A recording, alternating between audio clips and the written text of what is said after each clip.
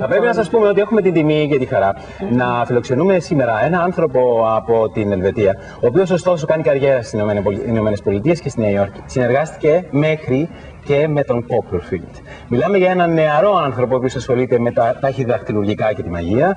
Κυρίες και κύριοι, υποδεχτείτε τον Florian Klein. Ladies and gentlemen, Florian Klein.